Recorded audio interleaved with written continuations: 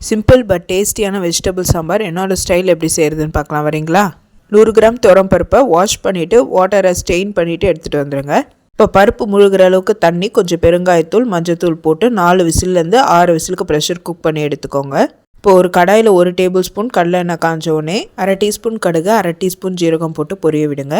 கடுகு ஜீரகம் நல்லா பொரிஞ்சோடனே ஒரு மீடியம் சைஸ் வெங்காயத்தை சாட்டே பண்ணி ஆட் பண்ணிடுங்க. அது நல்லா கொஞ்சம் கலர் மாறும்போது 6லேருந்து 7 பூண்டு ஆட் பண்ணிக்கோங்க. அது லைட்டாக கலர் மாறும்போது 2 தக்காளியை சாப் பண்ணி ஆட் பண்ணிக்கோங்க. தக்காளி நல்லா சாஃப்டானோடனே நான் மிக்ஸ்டு வெஜிடபிள் ஆட் பண்ணியிருக்கேன். முருங்கைக்காய், கேரட்டு, லேடிஸ் ஃபிங்கர் ஒரு தடவை எண்ணெயில் வதக்கிட்டு 1/2 டீஸ்பூன் மஞ்சள் பொடி, 2 டீஸ்பூன் சாம்பார் பொடி போட்டிருக்கேன். 2லேருந்து 3 டீஸ்பூன் தேவைப்பட்டுச்சு. நல்லா எண்ணெயிலே மிக்ஸ் பண்ணி விட்டு காய் முழுகிற அளவுக்கு தண்ணி ஊற்றி ஒரு 10 நிமிஷம் குக் பண்ணுங்கள். காய் வேகட்டும்.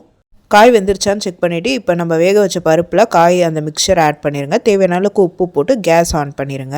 இப்போ நம்ம ஊற வச்சுருக்க புளியும் கரைச்சி சேர்த்துக்கோங்க.